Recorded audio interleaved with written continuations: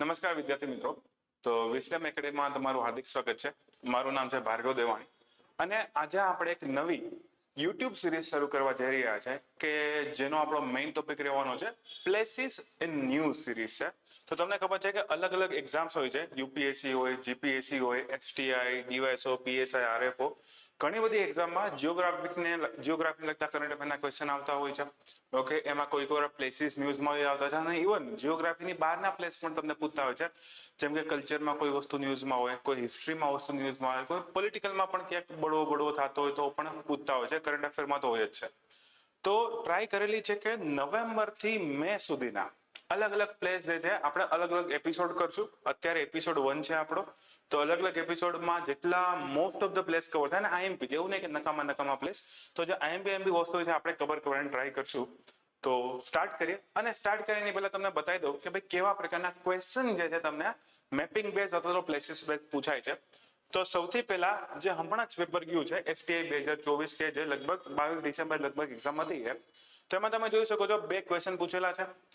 એકમાં તમે જોઈ શકો છો કે અલગ અલગ વોલ્કેનો આપેલા છે, લગભગ 6 જેટલા વોલ્કેનો આપેલા છે, એનું આખું ટેબલ બનાવ્યું છે, 6 પ્લેસ એક સાથે. પણ એમાં ઈઝી હતું, 1-2 પ્લેસ પણ આવડતા હોય તો પણ તમે જે છે ક્વેશ્ચન અટેમ્પ્ટ કરી શકતા હતા.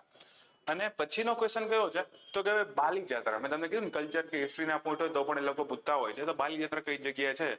તો અગેન સિમ્પલ ઓડિશા જે તમારો જવાબ આવશે આમાં. નેક્સ્ટ જે છે લાસ્ટ જીપીએસસી 1-2, તો લાસ્ટ જીપીએસસી 1-2 લગભગ જાન્યુઆરી 2024માં યોજાણી હતી. તો એમાં પણ જે ક્વેશ્ચન જેમ કે કવલ વાઘ આરક્ષિત ક્ષેત્ર જે છે એ કઈ જગ્યાએ આવેલું છે? તો તમને નેશનલ પાર્ક છે, બાયોસ્ફિયર રિઝર્વ છે, wildlife sanctuary, elephant reserve છે. ઘણા બધા આવા પૂછતા હોય છે અને આ તો ઓનલાઈનર હોઈ શકે છે ઘણી વખત. તો તમને રોકડો 1 માર્ક કાં તો મળી જાય કાં તો ગુમાવી પણ શકો તમે ખોટું અટેમ્પ્ટ કરો તો.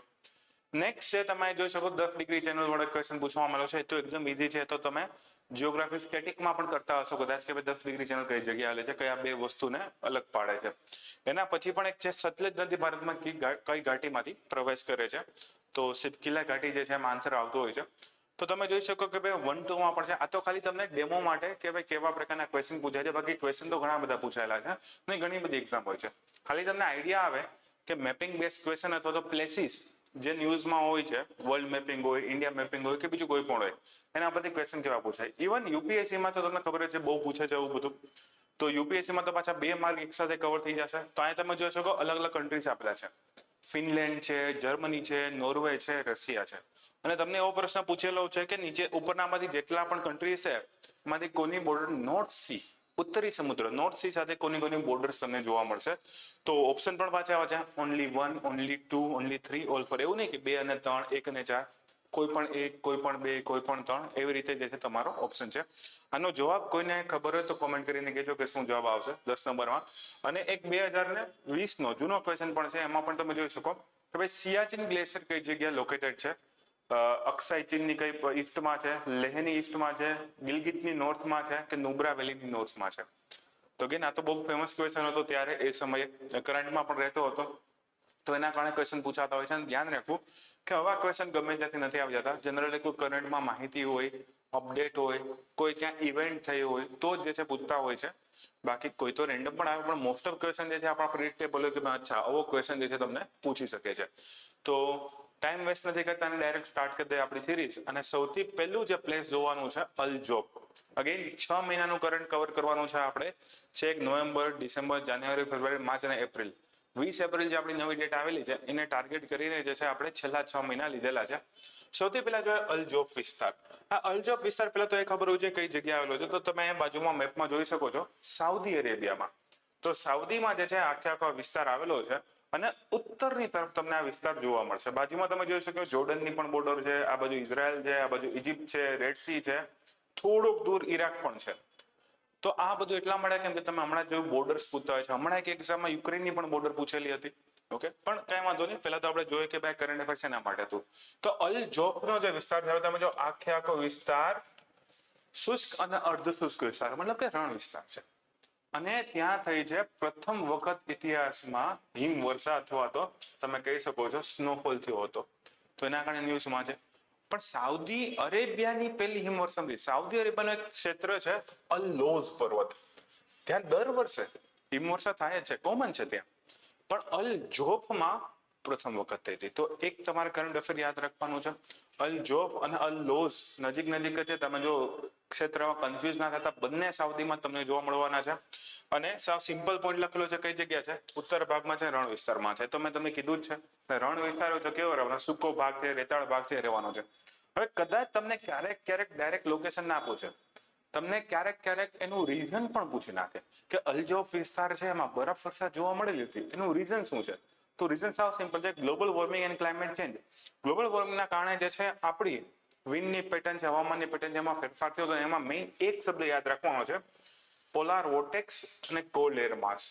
ઠંડો હવાનો જથ્થો અને પોલાર વોર્ટેક્સ. તો તમારે અગેન કોમેન્ટ કરીને કહી શકશો કે પોલાર વોર્ટેક્સ શું છે, કઈ જગ્યાએ જોવા મળે. ડિટેલ જિયોગ્રાફિકલ કન્સેપ્ટ છે. 1-2 લેવલના લોકો કહી શકશો. નીચેની એક્ઝામ માટે બહુ ટેન્શન લેવાની પોલાર વોર્ટેક્સ શું છે.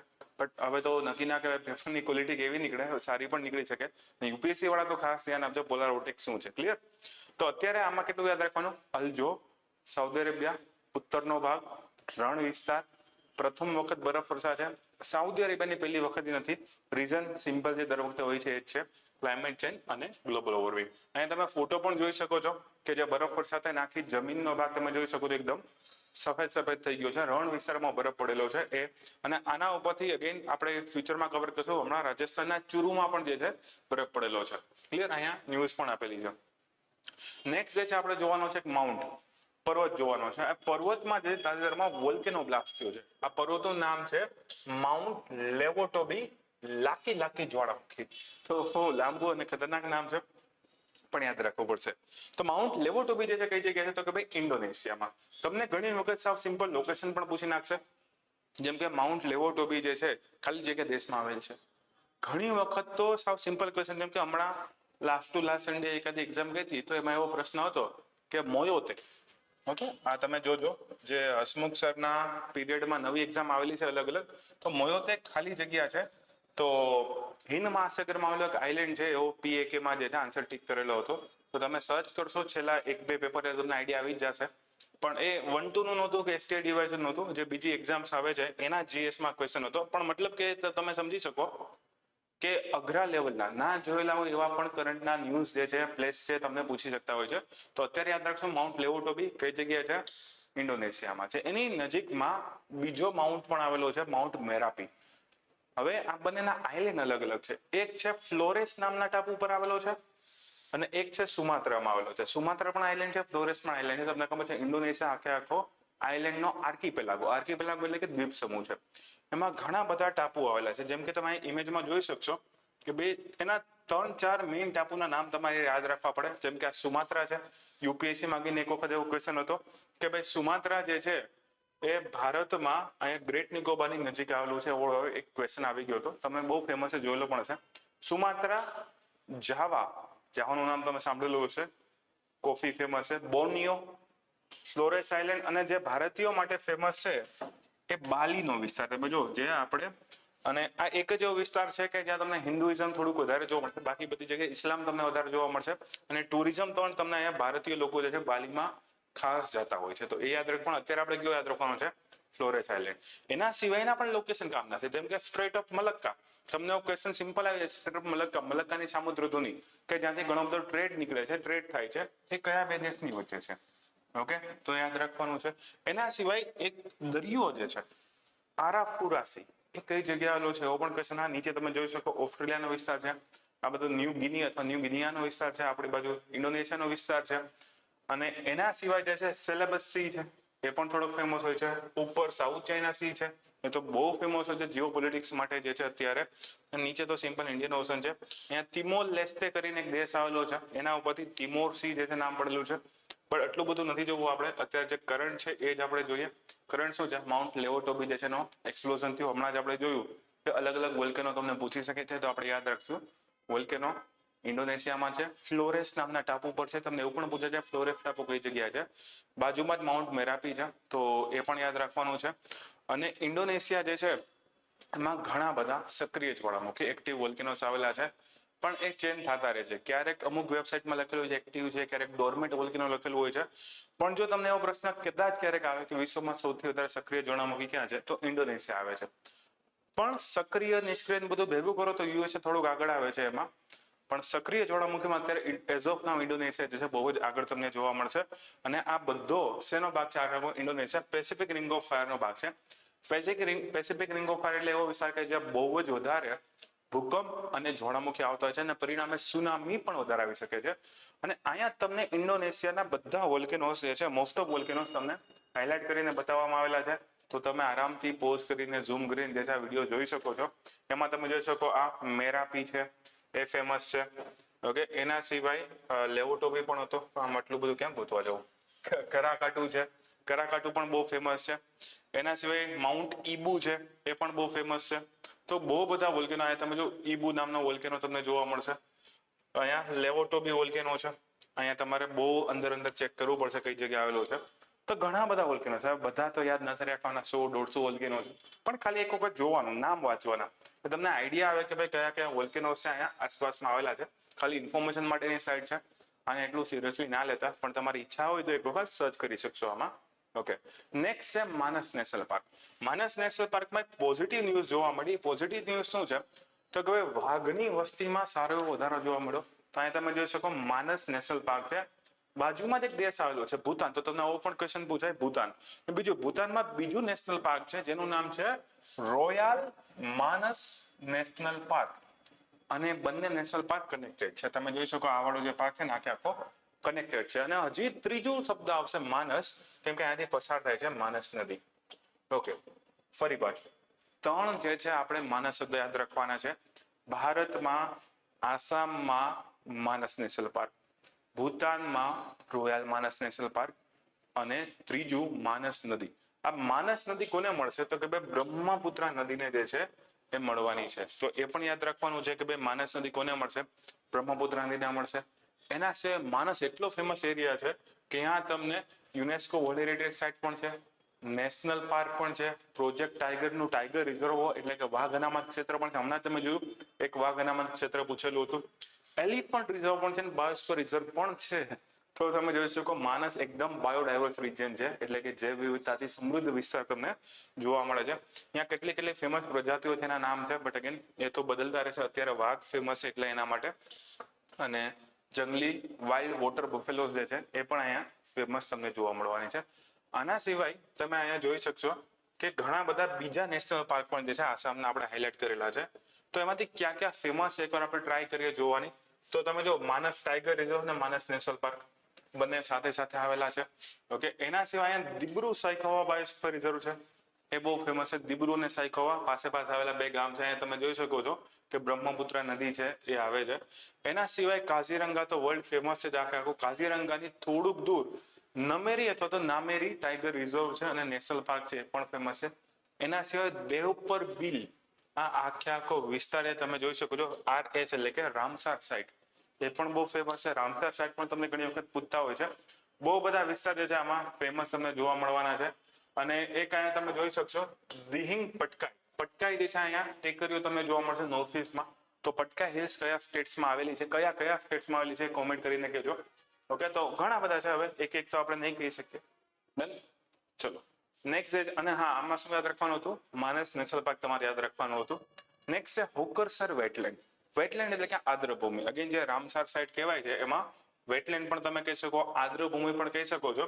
તો અહીંયા તમે જોઈ શકો છો, અહીંયા શ્રીનગર આવેલું છે, નીચેની તરફ જે છે આપણું જમ્મુ આવેલું હોય છે, અને અહીંયા તમને દેખાય છે જે યેલો હાઇલાઇટ કર્યું છે હોકરસર વેટલેન્ડ આવે છે. હોકરસર વેટલેન્ડ જે છે એમાં એક ઇસ્યુ ક્રિએટ થયો છે. ઇસ્યુ શું છે? તો કે વરસાદ ઓછો થઈ ગયો. વરસાદ ઓછો થવાથી શું થયું? તો કે પાણીની અછત સર્જાણી. એટલે સિમ્પલ વસ્તુ છે, વરસાદ ઓછો તો પાણીની અછત સર્જાવાની છે. અને એના પરિણામે આ શિયાળામાં, જે હમણાં શિયાળો પૂરો થયો છે, એમાં માઇગ્રેટરી બર્ડ્સ એટલે કે સ્થળાંતરિત પક્ષીઓ ઓછા આવ્યા. તો જો અગેન ટુરિઝમ ઘટી શકે છે, યાની બાયોડાયવર્સિટી ઘટી શકે છે, કોઈને કોઈ પર્યાવરણીય ડેમેજ પણ થઈ શકે છે. પણ એનું કારણ પણ પર્યાવરણીય ડેમેજ જ છે ને, કે ભાઈ વરસાદ ઓછો થયો, પાણીનો ઓછો સંચય થયો છે એ. પણ આના માટે એક ઉપનામ આપવામાં આવ્યું છે, જે તમારે ખાસ યાદ રાખવાનું છે. Queen wetland of Kashmir. Okay, queen એટલે કે આની રાણી એવી આદ્રભૂમિનો ભાગ જે તમને જોવા મળે છે. આખો વિસ્તાર જે છે કઈ જગ્યાએ? શ્રીનગરથી 10-15 કિલોમીટર દૂર જમ્મુ કાશ્મીરમાં આવેલો છે. રૈના કોટે નામના વિસ્તાર છે, ત્યાં આવેલો છે. બાજુમાંથી એક નદી નીકળે છે. તો અહીંયા જે છે એક નદી તમને જોવા મળે છે, દૂધ ગંગા નદી. આ દૂધ ગંગા નદી કોને મળશે? ઝેલમને મળશે. ઝેલમ કોની કઈ સિસ્ટમની ઉપનદી છે? તો એ તમને ખબર છે, ઇન્ડસ વેલે સિસ્ટમ. ઓકે, તો સિંધુ ખીણની ઉપનદી તમને જોવા મળશે. જે 5 મુખ્ય નદી છે, ઝેલમ, ચેનાબ, રાવી, બિયાસ, સતલુજ. ઓકે, તો સિંધુની મૂળ નદી તમને જોવા મળશે ઝેલમ. ઝેલમની મૂળ નદી ઉપનદી દૂધ ગંગા તમને જોવા મળશે. તો દૂધ ગંગા જે છે તમારે યાદ રાખવાનું. અને ઝેલમ નદી ક્યાં છે? એ શ્રીનગરમાં, પ્રોપરલી શ્રીનગરમાં તમને જોવા મળશે. દૂધ ગંગા તો ઝૈના કોટેમાં અને હોકરસર વેટલેન્ડ. ઘણી વખત આને હોકેરા વેટલેન્ડ પણ કહેવામાં આવે છે. તો એક બીજો શબ્દ પણ યાદ રાખજો, હોકેરા. ઓકે, રામસાર સાઇટ તો છે જ, એ તો આપણે સ્ટાર્ટિંગમાં જ કહી દીધું. એના સિવાય ઇમ્પોર્ટન્ટ બર્ડ સેન્ચ્યુરી એટલે કે પક્ષીઓને જોવા માટેનો ઇમ્પોર્ટન્ટ વિસ્તાર પણ તમને જોવા મળશે. તો હોકરસર વેટલેન્ડ જે છે યાદ રાખવાનો છે. એના સિવાય જે છે બીજા ઘણા ફેમસ રિજિયન તમને અહીંયા જોવા મળશે, જેમ કે હેમિસનો વિસ્તાર છે, કિશ્તવાર જે અહીંયા ઘણી પહાડીઓ જે છે બહુ સારી એવી આવેલી છે, ગુલમર્ગ છે, સોનમર્ગ છે, ઘણા બધા વિસ્તાર છે. બટ અગેન એટલું બધું હવે આપણે જોવું નથી. આપણે મેઇન ઇસ્યુ હતો હોકરસરનો. ઓકે, નેક્સ્ટ આપણે આગળ વધીએ છીએ. અને પુષ્કર. પુષ્કરમાં તમને ખબર છે દર વર્ષે એક મેળો ભરાય છે, તમે જોઈ શકો છો આ ઇમેજમાં. તો પુષ્કરનો જે વિસ્તાર છે એમાં કાર્તક મહિનો અથવા કાર્તિક મહિનો જે શરૂ થાય છે અને કાર્તિક પૂર્ણિમા સુધી મેળો ભરાય છે. અને જેમાં અલગ અલગ પશુઓની લેવેચ કરવામાં, ખાસ કરીને ઊંટ માટે જે છે આ વિસ્તાર બહુ જ ફેમસ છે. ઓકે, તો અહીંયા તમે જોઈ શકો છો, એને કાર્તિક મેળા પણ કહેવામાં આવે છે, પુષ્કરનો કેમલ ફેર પણ કહેવામાં આવે છે, અથવા સિમ્પલ પુષ્કરનો મેળો પણ કહેવામાં આવે છે. પુષ્કરનો વિસ્તાર એટલે કઈ જગ્યાએ છે? અજમેર જિલ્લામાં અથવા તો અજમેર સિટીની નજીક આવેલો છે, રાજસ્થાનમાં. ઓકે, બધાને રાજસ્થાન તો આઈડિયા જ હશે. અજમેર સાંભળો એટલે રાજસ્થાન તો આઈડિયા આવી જવાનો છે. મેળો ક્યાંથી ક્યારે ચાલુ થાય એ તમને જોવા મળે. 2 લાખથી 5 લાખ લોકો આવે છે. જનરલી 2 થી 5 લાખ લોકો. અહીં તો 2 તો લખેલા છે, પણ દર વર્ષે અલગ અલગ લોકો ભાગ લેતા હોય છે. તો મતલબ ઘણો એવો મોટો પશુ મેળો તમે માનવામાં આવે છે. અને અહીંયા પાછળ તમે લેક જોઈ શકો છો. આ લેક જે છે નેચરલ પણ છે ને મેનમેડ પણ છે. મતલબ કે ઘણી વખત તમને પ્રશ્ન પૂછે, આ લેક જે છે કુદરતી છે કે કૃત્રિમ છે, મતલબ કે માનવ સર્જિત છે? તો લગભગ આજથી ઘણી સદીઓ પહેલા અહીંયા નેચરલી પાણી તમને જોવા મળતું હતું. પછી શું કર્યું? લુણી નદીનું પાણી અહીંયા રોકવામાં આવ્યું અને એક આર્ટિફિશિયલ એટલે કે માનવ સર્જિત લેક બનાવવામાં આવ્યો. એ લેકને જ આપણે પુષ્કર લેક કહે છે, જ્યાં ઘણું મહત્વ છે હિન્દુ લોકો માટે. પવિત્ર સ્નાન માટેનું છે, ડૂબકી લગાવવાનું છે, ઘણું બધું મહત્વ તમને જોવા મળશે. કેમ કે આસપાસ ઘણા બધા ઘાટ અને 500 કરતા વધારે મંદિરો આવ્યા હતા પુષ્કર વિસ્તારમાં. તો બહુ જ ફેમસ વિસ્તાર છે. અત્યારે કુંભ મેળો ચર્ચામાં છે, પણ પુષ્કર આપણે ભૂલી નથી જવાનો. રેડી? તો આખો અજમેરનો વિસ્તાર છે. અહીંયા લુણી નદી આગળ તો જો બધી જગ્યાએ અલગ અલગ નદીઓ પણ છે. પેલા માનસ નદી હતી, લુણી નદી તમને જોવા મળી. ઓકે, હમણાં આપણે ઝેલમ નદી, દૂધગંગા નદી જોઈ. તો આગળ પણ તમને કહું છે પીવાયક્યુમાં નદીઓના ઘણા બધા ક્વેશ્ચન પૂછાઈ જાય છે. એક હમણાં જ ન્યૂઝમાં છે પોઈન્ટ નેમો. ભારતની 2 વીર કહી શકીએ કે મહિલાઓ કયો અથવા તો માન સન્માન થશે, લેફ્ટનન્ટ કમાન્ડર કયો. તો આ 2 મહિલાઓએ જે છે આખી દુનિયાની સફરની શરૂઆત કરેલી છે. ક્યારથી? ઓક્ટોબર મહિનાથી શરૂઆત કરેલી છે 2024ના, અને મે મહિનામાં પોતાની સફર પૂરી કરશે. આ સફરમાં શું કરવાનું છે? તો કે ભાઈ આ સફરમાં એ લોકોએ આખા સાગરની પરિક્રમા કરવાની છે. તમે જોઈ શકશો આ વાળી ઇમેજમાં. તો આ એક ગોવા છે. ગોવાથી એ લોકોના ફ્લેગ ઓફ મતલબ કે અહીંયાથી શરૂઆત કરવામાં આવેલી હતી. પેલી લીલી ઝંડી ના બતાવે ટ્રેનમાં, પણ અહીંયા નોર્મલ જે ફ્લેગ ઓફ છે, નેવીના લોકો છે, ત્યાંથી એ લોકો જશે સીધા ઓસ્ટ્રેલિયા ફેઝ 1માં. લેગ 1 કયો અથવા તો ફેઝ 1 કયો. તો ત્યાં એક વિસ્તાર છે ફ્રીમેન્ટલ કરીને ઓસ્ટ્રેલિયામાં. ત્યાં પહેલું સ્ટોપ હશે. અને હા, આટલી મોટી જર્નીમાં 8 થી 9 મહિનાની જર્ની છે. લગભગ 21 થી 23,000 નોટિકલ માઇલની સફર છે. કોમેન્ટ કરજો નોટિકલ માઇલ એટલે કેટલા કિલોમીટર થાય જનરલી માપવામાં આવતું હોય તો. અને આખો તમે જોઈ શકો પૃથ્વીમાં સાગરની પરિક્રમા કરવાની છે. એટલે તમે જોઈ શકો કે ભાઈ આ આપણું વર્લ્ડ હોય તો નીચે અહીંયા ગોવાથી લઈને આખી પૃથ્વી સફર કરશે અને ફરી પાછા ગોવામાં આવી જશે. અને 2 મહિલાઓ એકલી. ઓકે, અને એની બોટનું નામ છે INSV તારિણી. પણ આપણે ફરી પાછા આવી જાય આપણા જે માર્ગમાં. તો આ માર્ગમાં તમે જોઈ શકશો કે ગોવાથી શરૂઆત કરશું, પણજીથી. પહેલો ફેઝ આપણો સ્ટાર્ટ થશે ઓસ્ટ્રેલિયામાં ફ્રીમેન્ટલ નામનો વિસ્તાર છે. અહીંયા આપણે પહેલો સ્ટોપ કરશું. બીજો સ્ટોપ લેગ 2 પૂરું થાય પછી આપણે લિટલટન અથવા તો લિટલટનનો વિસ્તાર છે ન્યુઝીલેન્ડમાં. ત્યાં આપણે સેકન્ડ સ્ટોપ કરશું. પછી થર્ડ સ્ટોપ બહુ મોટો હશે, બહુ લાંબુ, તમારે આખું પેસિફિક, દક્ષિણ પેસિફિકનું અંતર કાપવાનું છે. અને ફોકલેન્ડ ટાપુઓમાં છે પોર્ટ સ્ટેનલી. કયું? Port Stanley. ત્યાં જ આપણું થર્ડ સ્ટોપ રહેવાનું છે. અને લાસ્ટ સ્ટોપ રહેવાનું છે કેપટાઉનમાં. જ્યાં આવેલું છે સાઉથ આફ્રિકામાં. તો આફ્રિકા ખંડમાં તમે જોઈ શકો છો. આપણો ચોથો ફેઝ પૂરો થાય પછી ફિફ્થ ફેઝમાં ફાઇનલ ફેઝમાં ફરી પાછા આવી જવાનું છે પણજી. તો 4 જ મેઇન સ્ટોપ તમને જોવા મળશે. અને જે પોઈન્ટ નેમો છે અહીંયા સાઉથ પેસિફિકમાં એકદમ વચ્ચેની બાજુમાં આવેલો વિસ્તાર છે સાઉથ પેસિફિકમાં. એ પોઈન્ટ નેમોની ઇમેજ જે છે આગળ છે બતાવું તમને. તો અહીંયા તમે જોઈ શકો છો એક પોઈન્ટ દેખાય છે પોઈન્ટ નેમો.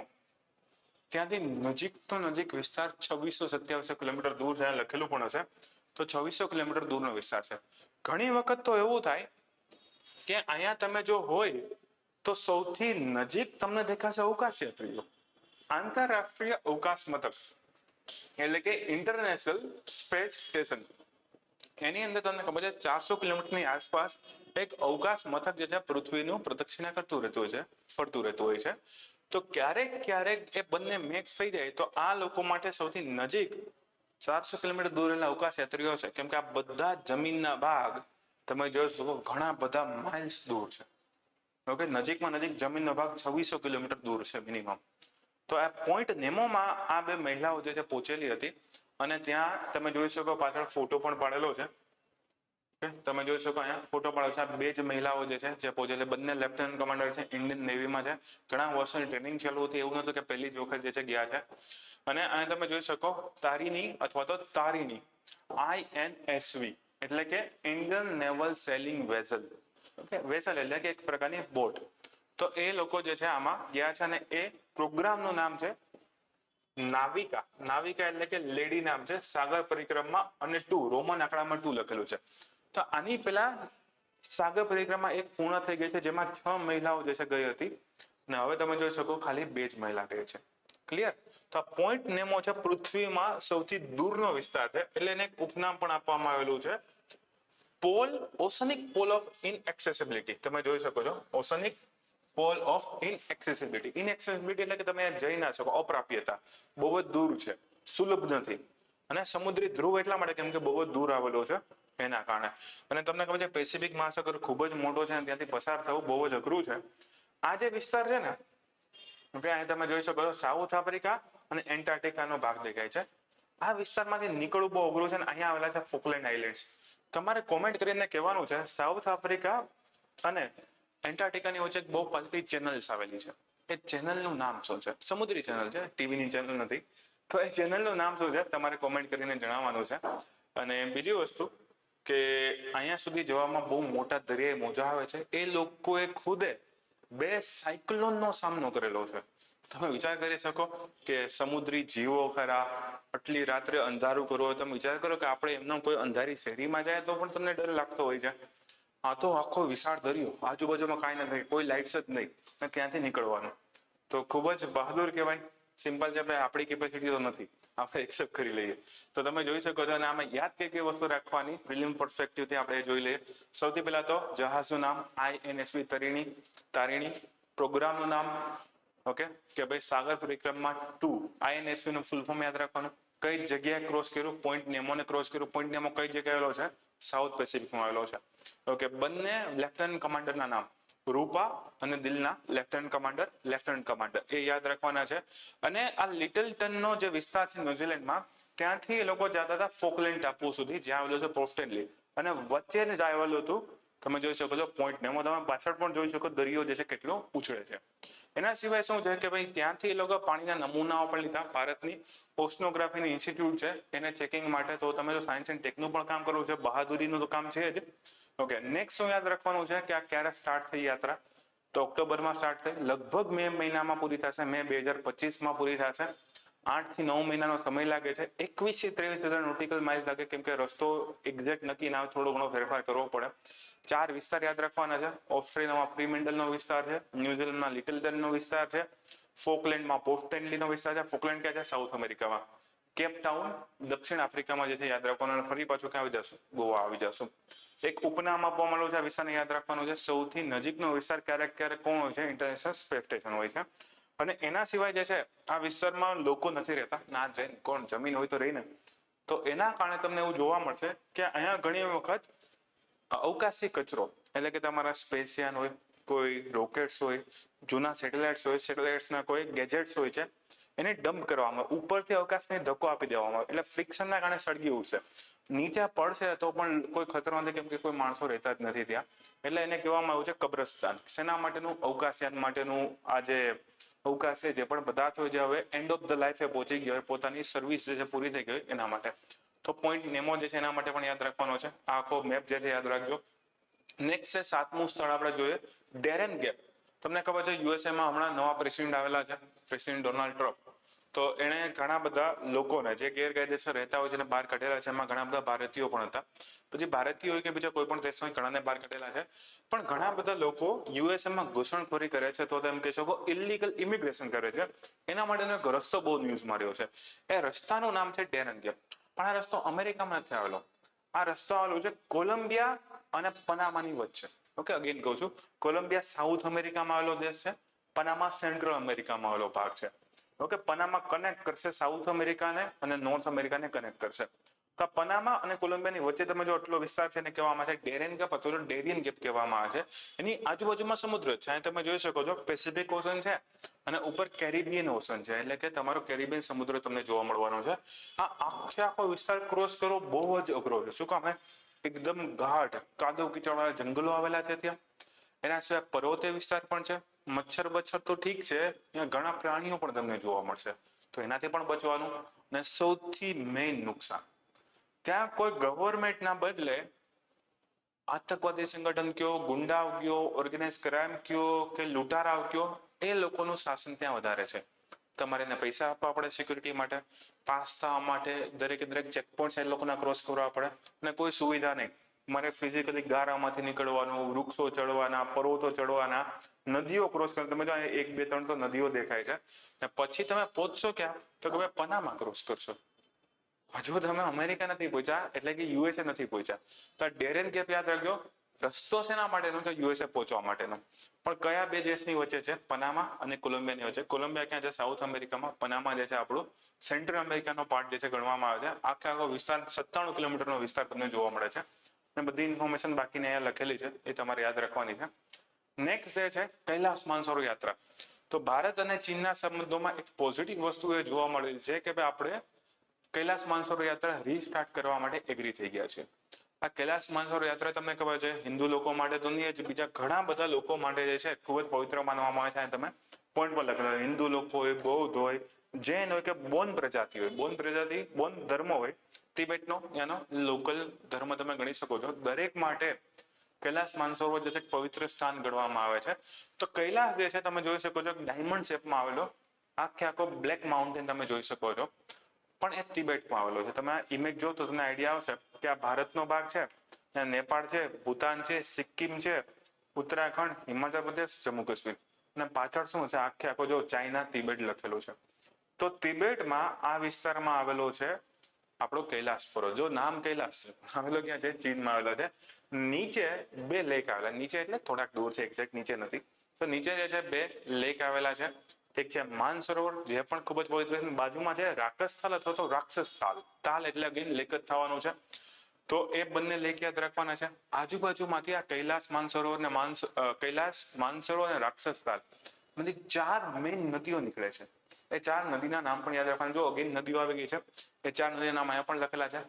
સતલુજ નદી, બ્રહ્મપુત્રા નદી, સિંધુ. જો ભારતની મેઇન 3 નદી છે, સિંધુ, બ્રહ્મપુત્ર, ગંગા. માંથી 2 નો ઉદ્ભવ તમે અહીંયા જોઈ શકો છો. સિંધુ નદી જે છે એ તમારે આવી રીતે ઉપરની સાઈડ જશે અને પછી પાકિસ્તાનમાં એન્ટર કરી દેશે.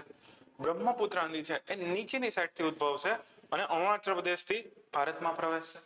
પછી તમે જોઈ શકો છો સતલુજ નદી. સતલુજ નદી અહીંથી સીધી જાય છે ઓલમોસ્ટ ભારતનો જે ગળા જેવો ભાગ છે ને ત્યાંથી ક્રોસ કરીને સામેની બાજુ સિપકીલાની ઘાટીમાંથી. હમણાં ક્વેશ્ચન હતો, અહીંયા તમને સિપકીલાની ઘાટી જોવા મળશે, ત્યાંથી ભારતમાં એન્ટર થાય છે. અને એક છે કરનાલી નદી. આ કરનાલી નદી જે છે એ તમને જોવા મળશે ગંગાની ઉપનદી તરીકે. એક આગળ જઈને ગંગામાં મર્જ થઈ જશે, ગંગામાં ભેગી થઈ જશે. આમ તો કાલી કરનાલી આખી સિસ્ટમ તમને જોવા મળશે. હવે તમારે જો કૈલાસ માનસરોવરની યાત્રા કરવી હોય તો 2 વિસ્તાર છે જ્યાંથી તમે કરી શકો છો. એક છે લીપુલેખ ઘાટી અને એક છે નાથુલા ઘાટી. લીપુલેખ ક્યાં છે? ઉત્તરાખંડમાં છે. અને નાથુલા કઈ જગ્યાએ છે? સિક્કિમમાં છે. લીપુલેખ બહુ જૂનો વિસ્તાર છે, 1980 થી એ રૂટ યુઝમાં લેવાય છે. અને નાથુલા ક્યાંથી લેવાય છે? 2015 થી યુઝમાં લેવાય છે. જનરલી આપણી ઉનાળાનો સમય પૂરો થાય, ચોમાસું સ્ટાર્ટ થવા આવે એટલે કે જૂન જુલાઈનો મહિનો ત્યાંથી યાત્રા સ્ટાર્ટ થાય છે. સપ્ટેમ્બરમાં યાત્રા ઓલમોસ્ટ પૂરી થઈ જાય છે અને દર વર્ષે જે છે યાત્રાનું આયોજન કરવામાં આવશે. કૈલાસ પર્વત તમને કદાચ એવો પણ પ્રશ્ન પૂછે માઉન્ટ એવરેસ્ટ કરતા મોટો છે કે નાનો છે, તો માઉન્ટ એવરેસ્ટ કરતા ઘણી ઓછી ઊંચાઈ છે. 8,848 તમને ખબર છે માઉન્ટ એવરેસ્ટની ઊંચાઈ તમને જોવા મળશે. કૈલાસની ઊંચાઈ ઘણી ઓછી છે. આમ છતાં હજુ પણ એવું કોઈ એક્ઝામ્પલ નથી આપણી પાસે કે જે કોઈ વ્યક્તિએ કૈલાસ પર્વત ક્રોસ કરેલો હોય ક્યારેય પણ. માઉન્ટ એવરેસ્ટ ઘણા બધા લોકો ક્રોસ કરેલો છે. હજુ સુધી કૈલાસ પર્વત એવો છે કે જ્યાં કોઈ પણ વ્યક્તિ પહોંચી શક્યું નથી. ઓકે, નેક્સ્ટ જે છે આપણે જોવાનું છે કે ભાઈ ઘણા લોકો કઈ કઈ રીતે માન્યતા રાખે છે. કલ્ચર તમે જો હિન્દુ ધર્મ જે છે તો ભગવાન શિવનું ઘર માનવામાં આવે છે. એના સિવાય લખ્યું તિબેટના જે બુદ્ધ લોકો જે છે એવું માને છે કે આ બ્રહ્માંડની ધરીનો ભાગ છે, અથવા તો આ જે ધરી જે છે એ પૃથ્વીને અને સ્વર્ગને જોડતો વિસ્તાર છે, જેને લોકો સરખાવે છે મેરુ પર્વત સાથે પણ સરખાવે છે. મેરુ પર્વતનો ઉલ્લેખ ઇન્ડોનેશિયામાં પણ છે. એ લોકો નામ આપેલું સુમેરુ પર્વત. યાદ કરો, આગળ હતું પણ ખરા. અને જૈન ધર્મમાં જે છે ઋષભનાથ સાથે આ વસ્તુ સંકળાયેલી છે, તો એ પણ યાદ રાખવાની છે. ઋષભનાથનું નામ યાદ રાખવાનું છે અને એના સિવાય જે માનસરોવર યાદ રાખવાનું છે. તો આટલી વસ્તુ યાદ રાખવાની. કૈલાસ માનસરોવરમાં ઘણો મોટો આર્ટિકલ થઈ ગયો. ફરી પાછા પ્રેસિડેન્ટ ડોનાલ્ડ ટ્રમ્પને યાદ કરીએ આપણે, તો તમને ખબર છે જે ગલ્ફ ઓફ મેક્સિકો છે, અહીંયા તમે જોઈ શકો છો કે નીચેની બાજુ મેક્સિકો છે, ઉપરની બાજુ યુનાઇટેડ સ્ટેટ્સ છે. Mexico, US. તો એ બંનેની વચ્ચે એક ખાડી આવેલી છે, એટલે કહેવામાં છે ગલ્ફ ઓફ મેક્સિકો. હવે એને એવી ઈચ્છા હતી કે ભાઈ આ ખાડીનું નામ બદલાવીને કરવામાં ગલ્ફ ઓફ અમેરિકા. એને પોતાના દેશમાં બિલ પણ પસાર કરી દીધું ને અમેરિકાનો ખાતે ગલ્ફ ઓફ અમેરિકા કંઈ પણ દીધું. બટ એ નામ હજુ સુધી અમેરિકામાં છે. IHO, ઇન્ટરનેશનલ હાઇડ્રોગ્રાફિક ઓર્ગેનાઇઝેશન, એ એપ્રુવ કરશે કે ભાઈ કોઈ આંતરરાષ્ટ્રીય નામ ક્યાં મંજૂર થાય કે નહીં. પણ કોઈ કન્ટ્રીને પોતાનું સ્થાનિક નામ રાખવું હોય તો રાખી શકશે. જો યુએસએ તો અત્યારે પોતાનું નામ રાખેલું છે. મેક્સિકો અને ક્યુબા, ક્યુબા તમે જોઈ શકો બાજુમાં આવેલું છે ક્યુબા. ક્યુબામાં એક ફેમસ સિટી છે હવાના. ઓકે, આ ક્યુબા જે છે યાદ રાખજો, મેક્સિકો યાદ રાખજો ને યુએસ યાદ રાખજો. તો ક્યુબા અને મેક્સિકો બંને બંધાયેલા નથી કે એ લોકો નવું જ નામ વાપરવું. ને વિશ્વની મોટા ભાગની જે સંધિઓ છે, જૂના આર્ટિકલ્સ છે, જૂના પ્રોટોકોલ છે, એમાં હજુ પણ મેક્સિકોની ખાડી શબ્દ જ જે છે યુઝ થાય છે. તો એનો મતલબ એવો છે કે નવો શબ્દ એઝ ઓફ નાવ તો અમેરિકા વાળા પોતે યુઝ કરે છે, ગલ્ફ ઓફ અમેરિકા. પણ કાંઈ વાંધો નહીં, આપણે યાદ રાખશું. બીજી બે ચેનલ્સ આમાં યાદ રાખવાની છે, યુકાટાન ચેનલ અને ફ્લોરિડા સ્ટ્રેટ યાદ રાખવાની. તમને દર્શાવું તો અહીં તમે જોઈ શકશો સ્ટ્રેટ ઓફ ફ્લોરિડા તમને જોવા મળે છે અને નીચેની તરફ જે છે યુકટાન અથવા તો યુકાટાન ચેનલ તમને જોવા મળે છે. અને યુકાટાનનો દ્વીપકલ્પ, પેનિન્સુલા એટલે કે દ્વીપકલ્પ પણ તમને જોવા મળે છે. યુકાટાન શબ્દ જે છે ક્યાં છે તો કે ભાઈ આપણા મેક્સિકોમાં તમને જોવા મળશે. તો જો એક ક્યુબાની ઉપરની તરફ છે, એક ક્યુબાની નીચેની તરફ છે. તમને ઘણી વખત આવો પણ પ્રશ્ન પૂછે ઉત્તર દક્ષિણમાં વસ્તુ ગોઠવો. ઓકે, તો મેક્સિકોના અખાતમાં તમારે જવું હોય તો બે રીતે જઈ શકશો. એક યુકાટાન ચેનલથી જઈ શકશો અથવા તો એક ફ્લોરિડાના સ્ટ્રેટ એટલે કે સામુદ્રની બે જમીન ભાગની વચ્ચેનો પાતળો સમુદ્રનો વિસ્તાર એટલે કે સ્ટ્રેટ અથવા તો સામુદ્ર ધુની કહેવામાં આવશે. ક્લિયર? તો તમારે યાદ રાખવાની છે આ બે ચેનલ્સ જે છે યાદ રાખવાની છે. તમારે મેક્સિકોના અખાતથી બહાર નીકળવું હોય, અંદર જવું હોય તો એ બંને માટે બે ચેનલ યુઝ થશે, યુકાટાન ચેનલ અને ફ્લોરિડા સ્ટ્રેટ યુઝ થવાની છે. એના સિવાયનો સૌથી ઇમ્પોર્ટન્ટ પોઈન્ટ એ છે કે વિશ્વનો સૌથી મોટો અખાત છે. આપણને ખબર કચ્છનો અખાત છે, ખંભાતનો અખાત છે, પણ આ મેક્સિકોનો અખાત જે છે વિશ્વનો સૌથી મોટો છે અને ઘણો સમૃદ્ધ પણ છે. ત્યાં ઘણા બધા ક્રૂડ ઓઇલ મળે છે, નેચરલ ગેસ મળે છે, ઘણી બધી વસ્તુ મળે છે. એટલે તો થોડીક ટસલ તમને જોવા મળે છે. તો અહીંયા ટ્રેડ પણ બહુ સારો છે. અને અમેરિકામાં જે છે ને બે જ જે છે એરિયા આવેલા છે, દરિયા એરિયા બે જ છે. તમે જો અમેરિકાનું મેપ કદાચ આપણે વિચારીએ તો તમે આવો કોઈ જે છે મેપ નીકળી શકે. અહીંયા મેક્સિકોનો ભાગ હોય, ઉપર જે છે આડાઅવળો બહુ કેનેડાનો ભાગ છે. ઉપરનું કેનેડા, નીચેનું મેક્સિકો. તો આ બાજુ જે છે એટલાન્ટિક ઓશન છે, આ બાજુ પેસિફિક ઓશન છે. ઘણી વખત આ મેક્સિકોનો અખાત છે ને એને એ લોકોની ત્રીજી કોસ્ટ, થર્ડ કોસ્ટ, ત્રીજો કિનારો ગણવામાં આવે છે. એ તો બહુ ડિટેલનો ક્વેશ્ચન થઈ ગયો, એટલું બધું તો પૂછે ના પૂછે કાંઈ નક્કી નહીં. તો આટલા પોઈન્ટ્સ યાદ રાખવાના છે એમાં મેક્સિકોના અખાતમાં અથવા તો અમેરિકાના અખાતમાં જે પણ નામ પૂછે આપણે ક્વેશ્ચન સોલ્વ કરવાનો છે. નેક્સ્ટ, ઓકે, ડાયરેક્ટ 10મો આવી ગયો. હા, ઓકે. તો 10મો પોઈન્ટ જે છે આપણો મકરાન કોસ્ટ અથવા તો માકરાન કોસ્ટ. શું કામ ન્યૂઝમાં છે? તો તમને જોઈ શકો સૌથી પહેલા તો બે કન્ટ્રીઝ, પાકિસ્તાન દેખાય છે અને બાજુમાં ઈરાન દેખાય છે. પાકિસ્તાન અને ઈરાન. ઈરાનમાં તમને ખબર છે કે આપણે ચાબર બંદર ડેવલપ કરીએ છીએ, પણ એ ચાબર બંદર તો માકરાન કોસ્ટની નજીક જ આવેલું છે. પણ આ લોકોને એવી ઈચ્છા છે, ઈરાન જો ઈચ્છા છે, યોજના છે, હજુ પ્રોપર ફાઇનલાઇઝ નથી થયું. એ લોકો પોતાનું કેપિટલ જે છે ને, જે અત્યારે તહેરાન છે, એ ઉપરની બાજુ તહેરાન આવેલું છે, એ તહેરાનમાંથી એ લોકોએ પોતાનું કેપિટલ શિફ્ટ કરવું છે અને માકરાન કિનારામાં ક્યાંક રાખવું છે. અગેન કઈ જગ્યાએ રાખવું છે એક્ઝેક્ટલી નક્કી નથી કર્યું. ઓકે, એક વિસ્તાર છે સિસ્તાન નામનો, એ ફેમસ છે, બટ એઝ ઓફ નાઉ જે છે લોકોની એવી ઈચ્છા છે, ફાઇનલાઇઝ નથી કર્યું.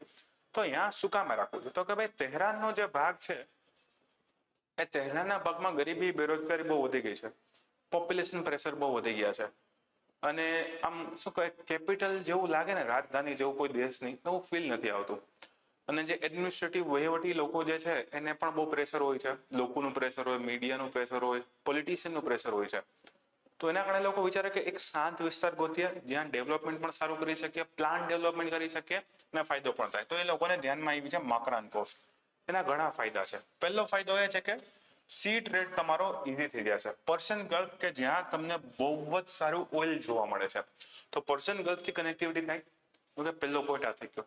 બીજો પોઈન્ટ એ છે કે તમારે ભારત બાજુ, નીચે સાઉથ ઈસ્ટ એશિયા બાજુ, સાઉથ એશિયા બાજુ, આ બાજુ આફ્રિકા બાજુ કોઈ પણ જગ્યાએ ટ્રેડ કરવું હોય તો ઈઝી પડવાનો છે. એના સિવાય અહીંયા એક પ્રકારનો ચોક પોઈન્ટ છે. ચોક પોઈન્ટનો મિનિંગ શું થાય કે તમને ખબર છે ઈરાન ને આજુબાજુના દેશ સાથે થોડી ઘણી દુશ્મની છે. તમને ઘણી વાર જોવા મળે પાકિસ્તાન સાથે દુશ્મની હોય, સાઉદી અરેબિયા સાથે ટસલ ચાલુ હોય, તો તમે જોઈ શકો આ આપણી માકરાન કોસ્ટ છે. આ માકરાન કોસ્ટ એ લોકો કરી શકે છે ચોકિંગ. ચોકિંગનો મિનિંગ શું થાય તો કે ભાઈ આ વિસ્તારમાં પોતાની સિક્યુરિટી રાખી દે તો કોઈ લોકો બહાર ના નીકળી શકે. તો જ્યારે યુદ્ધ થાય તો પાતળો રસ્તો બ્લોક કરી દે. તો એ પાતળો રસ્તા નામ શું છે? Straight of હોર્મુઝ. અગેન બે જમીનની ભાગની વચ્ચે આવેલો પાતળો સમુદ્રનો વિસ્તાર, એને શું કહેવામાં આવશે? સામુદ્રધુની. તો તમને એવો એક ક્વેશ્ચન પૂછાય જાય, પ્રશ્ન પૂછાય જાય કે સ્ટ્રેટ ઓફ હોર્મુઝ કોની કોની વચ્ચે આવેલી છે? તો ઈરાનની ખાડી એટલે કે પર્શિયન ગલ્ફ, અને આ બાજુ ગલ્ફ ઓફ ઓમાન, ઓમાનનો અખાત અથવા ઓમાનની ખાડીની વચ્ચે આવેલો છે, અને બંનેને કનેક્ટ કરતો વિસ્તાર છે. બીજો પણ ક્વેશ્ચન પૂછી શકે કે હોર્મુઝની સામુદ્રધુની કોને કોને અલગ પડે છે? ઉપર તો દેખાય છે ચોખ્ખું ઈરાનને અલગ પડે છે, અને અહીંયા તમારો પહેલો જવાબ હશે યુએઈ ને અલગ પડે, પણ એ ખોટું છે. અહીં તમે જોઈ શકો નાનકડો ઓમાનનો ભાગ આવેલો છે ટીપ ઉપર. ટીપ એટલે કે ઉપરનો છેવાડાનો ભાગ છે, ત્યાં ઓમાનનો હિસ્સો છે. તો ઈરાન અને ઓમાનને અલગ કરતો વિસ્તાર એટલે કે સ્ટ્રેટ ઓફ હોર્મુઝ, હોર્મુઝની સામુદ્રધુની. ક્લિયર? તો આટલા પોઈન્ટ છે તમારે યાદ રાખવાના છે. ચોક પોઈન્ટ છે, કોને કોને અલગ પાડે છે, ચાબાર પોઈન્ટની મેં તમને વાત કીધી છે, અને એક પ્રકારનું પ્રવેશ દ્વાર અથવા તો એન્ટ્રી પોઈન્ટ થઈ શકે છે અંદર જવા માટેનો. તમારે માકરાન કોસ્ટ કઈ જગ્યાએ લે છે એની વાત આપણે કહી દીધી કે ભાઈ ગલ્ફ ઓફ ઓમાન છે, સ્ટ્રેટ ઓફ હોર્મુઝ છે, પેટ્રોલિયમના રિઝર્વ છે, કોસ્ટલ ટ્રેડ કરી શકો તમે, પ્લાન્ટ ડેવલપમેન્ટ કરી શકો, ઘણા બધા વિસ્તાર છે. પણ યાદ રાખજો માકરાન કોસ્ટ ખાલી ઈરાનમાં નથી, એ પાકિસ્તાનમાં પણ આવેલ છે. અને આખે આખો બાજુમાં પાકિસ્તાનમાં બલુચિસ્તાનનો પણ વિસ્તાર આવેલો છે. આ બલુચિસ્તાનમાં તમે બલોચી લોકો રહે છે, જેમાં પાકિસ્તાન દ્વારા ઘણા હ્યુમન રાઇટ્સના વાયોલેશન પણ થતા હોય છે. બહુ વખત ન્યૂઝમાં પણ રહેતું છે બલોચી લોકો જે છે, અને બલોચી લોકો આઝાદ થવાની પણ ટ્રાય કરે છે પાકિસ્તાનથી. આ જે વિસ્તાર છે તમને હાઇલાઇટ કરી દઉં છું, આ આખે આખો પાકિસ્તાનનો બલુચિસ્તાનનો વિસ્તાર છે. આપણી સાઈડ આવેલા વિસ્તારને કહેવામાં આવે છે સિંધ વિસ્તાર છે. આ વાળો સિંધ વિસ્તાર છે, આ વાળો બલુચિસ્તાનનો વિસ્તાર છે. અહીંયા બલોચી લોકો રહે છે, અને બાજુમાં તમને જોવા મળશે અહીંયા ગ્વાદર બંદર જોવા મળશે, અહીંયા ચાબાર બંદર જોવા મળશે.